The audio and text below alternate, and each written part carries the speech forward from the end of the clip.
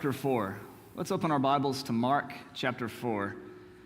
We're going to be looking today at verses 35 through verse 41. Mark chapter 4, verses 35 through 41. One more prayer request I wanted to make mention of this morning is Tim isn't here to work the technology for us today because his wife, Michelle, was having a seizure yesterday. And so he's having to stay home to take care of her for the next few days. He said that she hasn't had one in quite some time, but because of maybe a recent change in medication, that's what's caused him to come back. And so he's hoping that once she gets acclimated to the medication that she'll be okay. But just be keeping her and Tim in your prayers. But that's why we have Troy and Presley and Brindley helping us out with the technology this morning. And they're doing a pretty good job. It's one of the first times, I think, doing it on a Sunday morning. Did I say Troy? Oh my goodness, Audrey, I'm sorry. Audrey and Presley and Brindley. You know, Audrey and Troy, they're just alike in every way, so it's easy to get them confused. And I don't know who's going to be more mad at me for saying that, so I guess we'll find out when we're playing badminton later on this evening. Okay, Mark chapter 4, 35 through 41. The scripture says, "On that day, when evening had come, he said to them, 'Let us go across to the other side.' And leaving the crowd behind, they took him with them in the boat, just as he was. Other boats were with him. A great windstorm arose, and the waves beat into the boat, so that the boat was already being swamped. But he was in the stern, asleep on the cushion. And they woke him up and said to him, 'Teacher, do you not care that we are perishing?' And waking up, he rebuked the wind and said to the sea, 'Be silent, be still.' Then the wind ceased, and there was a dead calm. And he said to them, 'Why are you afraid? Have you still no faith?' And they were filled with great fear and said to one another, 'Who then is this, that even the wind and the sea obey him?'" Can you cut me down just a little bit, Jason? Thank you. All right, let's go back through this passage. And we're going to do it in three different ways. You see, we live today in a disenchanted world. In our post-Enlightenment, modern worldview, we don't really think that anything like this is possible in our day and time, right? When we go into the garden to pick our vegetables and our fruit, we don't expect to find a talking snake. When we're going down the road on our donkeys, which we don't ride, we don't expect our donkey to talk to us like it did in the Bible story Caden and I and Laura and Ellie Shay read last night. We don't expect to be riding on a boat and someone to stand up and say, "Peace, be still," and the winds to calm. We think that all of that was back there somewhere. And so often we miss out on the power of these stories because of our disenchanted worldview. Let me give you an example of this. In the Old Testament, there was this great creature, this sea beast called Leviathan. He breathed fire, and his tail was so thick he could chop down cedars and whatnot, and it was terrifying. And for many, many years, not just back in the Hebrew scriptures, but even in medieval times, there was a great fear of these kinds of mythical beasts, right? On some maps in the unknown territories, it would say, "Here be dragons," so as to ward people off from traveling into unknown places. When you're out in the boat, you're worried that not just the wind and the waves would get you, but that maybe some sea creature unknown to you would get you. Now, in our day, we know the classifications of all the animals. We know their scientific names. We can point them out on pictures, what kind of shark it is or what kind of whale it is. And we don't go out onto the Gulf of Mexico fearing that some kind of great sea beast is going to capsize the boat and pull us all under. We're not really worried about stuff like that. We're not worried that every time we go into the Smoky Mountains, we might have to be afraid of that dragon that lives between the hills. Like, we just don't think about stuff like that, right? But for the apostles and for the early Christians, this was a very real reality. These were things talked about in the scriptures. These were things talked about in popular culture. There were things that they worried about. And many of the ancient stories reflect this enchanted worldview, which might seem very strange to the worldview that we have. And so, for example, when Jesus is standing on the deck and the winds are crashing and the wave is blowing, this is more to them than just a bizarre weather event. There's chaotic forces of evil going on here, literally beneath the surface of the water. This is more than just some kind of strange rainstorm. One time when we were out on the boat with Jeremy and his family, we got caught in a big rainstorm. It was pretty scary. I think Allie and Anna Kate, were you with us? You were there that day? And it was really terrifying. I mean, the waves were going, the wind was blowing, but Troy wasn't sitting over there to the side going, oh man, I hope the Kraken's not about to capsize our boat and pull us all under. That'd be terrible. I mean, we just knew that the rain would eventually pass. And Jason promised that it would pass 3 or 4 times, and it never did. But he thought he had it under control, but he didn't, right? Okay, he says he got it figured out. But regardless, you see, it's very natural, very natural. It's raining, the rain's going to pass, we're going to be okay, maybe a hole in the boat, but we'll survive.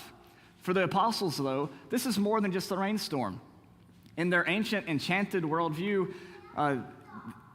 who knows what was going to come out of the water?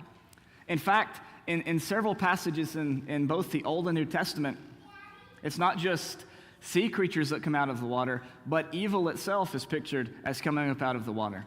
In Daniel chapter 7, Daniel saw this vision where these different strange beasts were coming up out of the water, and these beasts represented different empires, one right after the other. And finally, there was this beast that had no name, and they didn't really understand the form of it, and it was scarier than all the rest. And the same thing happens in Revelation. The evil powers of the world are pictured as coming up out of the water. So when we read this story again, let's not just picture the wind and the waves, but let's picture what's maybe wandering right beneath the surface. On that day when evening had come, he says in verse 35, he said to them, "Let us go across to the other side." And leaving the crowd behind, they took him with them in the boat, just as he was. Other boats were with him. A great windstorm arose, and the waves beat into the boat, so that the boat was already being swamped. But he was in the stern, asleep on the cushion, and they woke him up and said to him, "Teacher, do you not care that we are perishing?"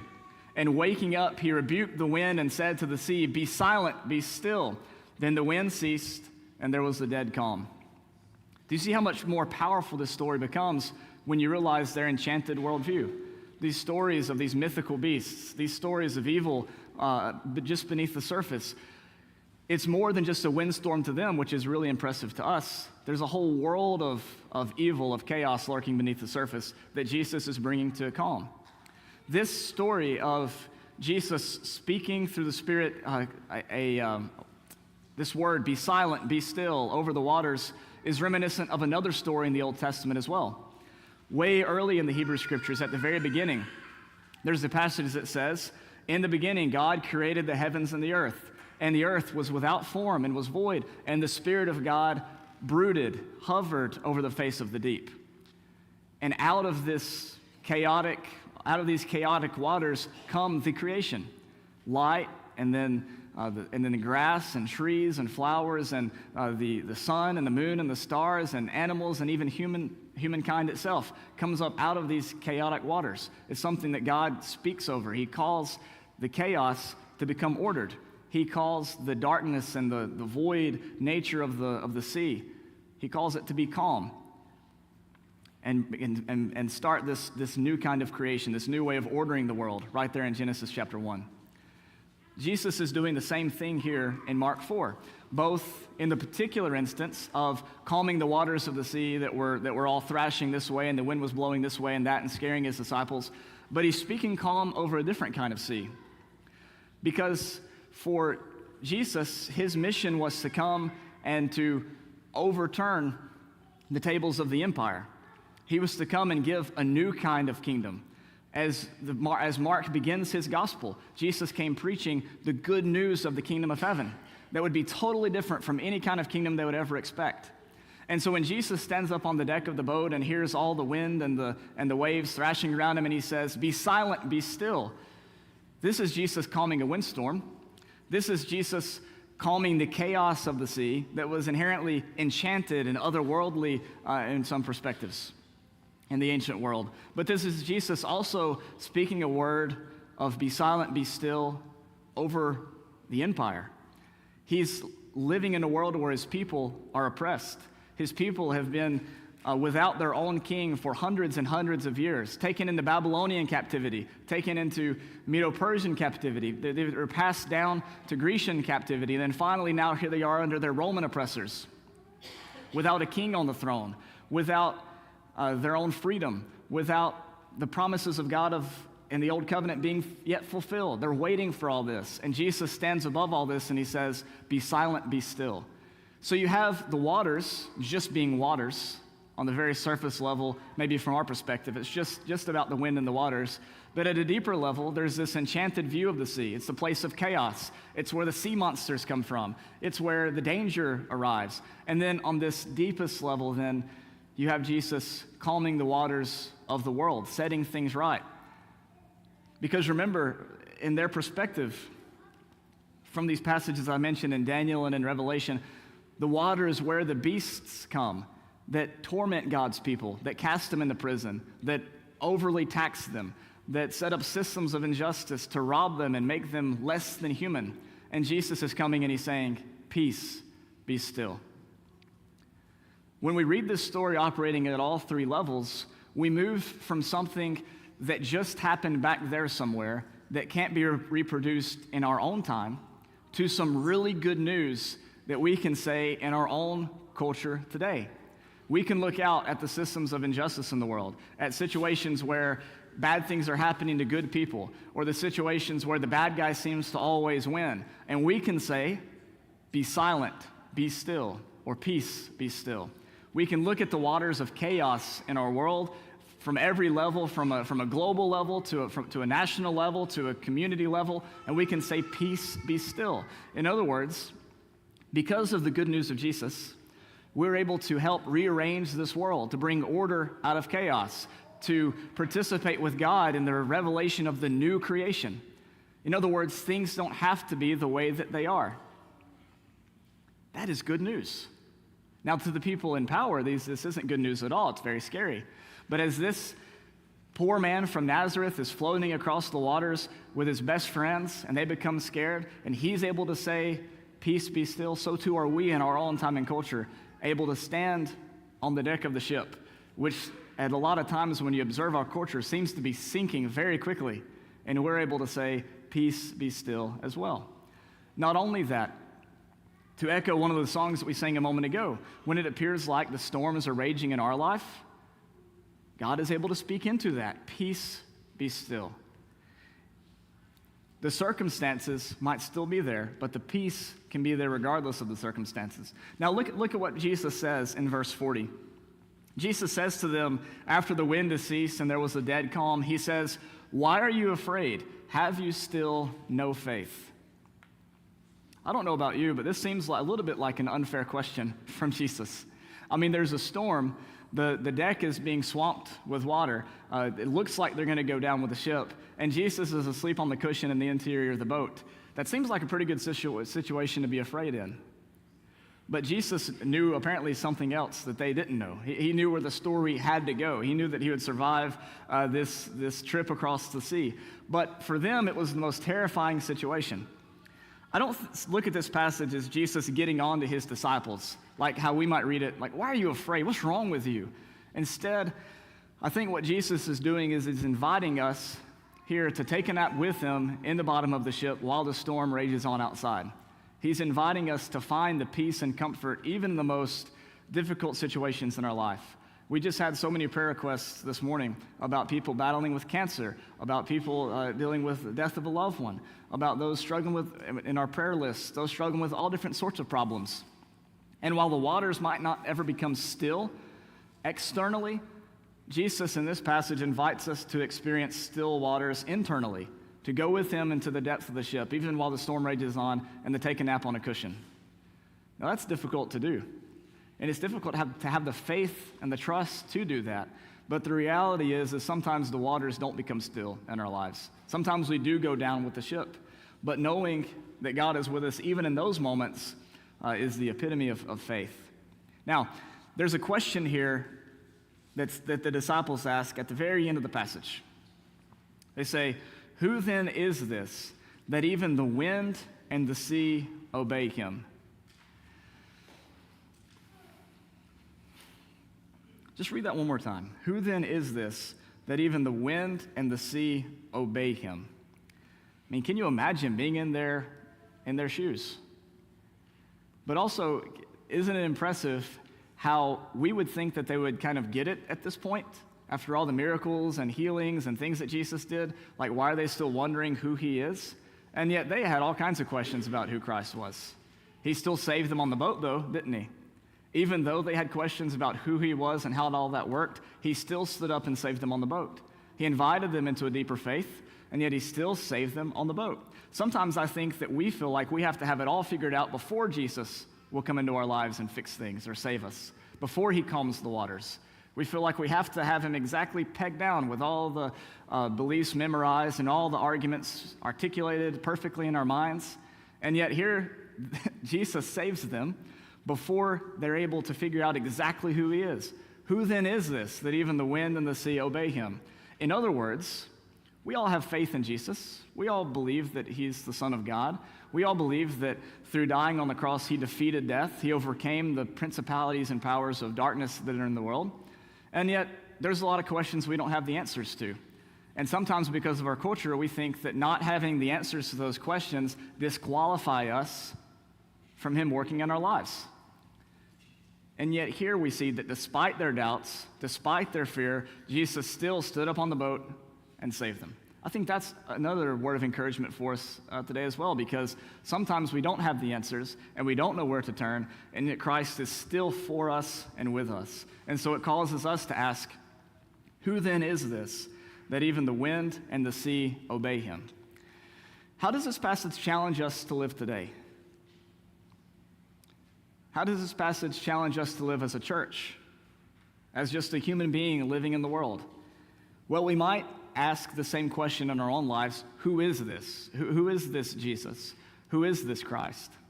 But we understand that the answer to this question doesn't lead to being able to answer questions on a test, but it leads to being able to sleep in the bottom of the ship during a storm.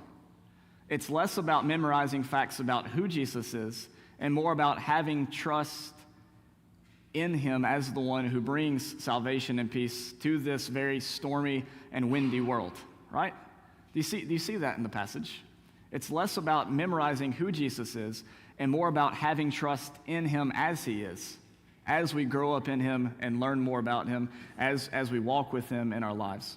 This passage also encourages us to have the courage that when everything seems to be going wrong, to stand up and give that opposing voice, to stand up and speak a voice of peace in this world of chaos in which we live. We don't have to sit by in fear.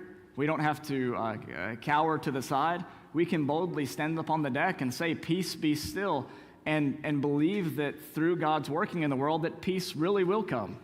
That we really do live in a universe that's on a trajectory towards peace. That whenever Jesus was there on the cross and he said, "Father, forgive them for that don't know what they're doing," that they really were forgiven. And that God really did want to have a relationship with them. And that God really wants to have a relationship with us. And that through Jesus' death and resurrection, we live in a new world. And while our modern worldview might think that this world is disenchanted, what the story of Scripture tells us is that God is not distant off somewhere, but that God is working within our world, within our hearts. He's working through us. God is working through the Spirit of God. And if we put our faith in Christ, if we put our faith in the Spirit that works within us, then we can be an active participant in this new creation as well. Jesus speaks peace over the chaotic waters, and from the chaotic waters comes a new kind of order, comes a new kind of creation. And you and I have been invited to participate in this wonderful work of new creation. We might not always have all the answers. We might sometimes be filled with doubts and fears. And yet here's Jesus, asleep on the cushion in the boat, ready at a moment's notice to pop up and say, "Peace, be still," if we'll simply let him in our lives. And maybe even we can join him on the nap on the next voyage, right? That's my hardest trouble. One more thing I want to mention about this passage that stands out to me, and then we'll be done here. Notice verse 36. Jesus has just had a very successful day. And this happens all throughout Mark. He has talked about parables. He has given all kinds of great teaching. He has delivered all these sermons. And then the scripture says in verse 36, leaving the crowd behind, they took him with them in the boat, just as he was. And it was Jesus that initiated that. He said, "Let us go across to the other side." Notice that Jesus was not interested in staying with the crowds and capitalizing on his success. Jesus wasn't interested in setting up maybe the best synagogue in the world right there on that seashore. He wanted to go and get his work done on the other side. Many times when we have to speak this expression, peace be still, in our chaotic world, it won't just be us leaving the crowds behind. Sometimes it'll be the crowds leaving us behind. But we have to have the courage to do that, to step beyond our comfort zone, to step beyond what might be conventional wisdom, what everybody expects out of us, and to step onto this boat with Christ. We have to not be willing just to leave the crowds, but we have to be willing for the crowds to sometimes leave us. Because when you speak this word, it's not going to be very popular. All right, I think that's about it. It's pretty good. Anybody else have anything from this passage you want to share? I've never asked that question before. I don't know where that came from. What you got? Anybody? Okay. Oh, well, okay. What you got?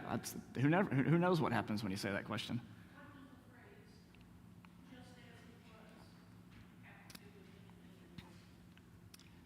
Just as he was. I don't know. That popped out to me a couple times too. What does that phrase, just as he was, mean? I don't know. I guess it just means that they didn't make any special preparations. They just went on their trip. And I guess that's sometimes what we have to do when we're ready to go with Jesus, right? He just takes us as we are. That'd have been a good song to sing, wouldn't it, Jason? Just as I am. Miss D caught that before I did those, so we have to invite her to our sessions where we pick out songs. Okay. Anybody else have anything? All right, well, that was fun. Who knew that was going to happen? I surely didn't. All right, we're about to sing a song. What's it called?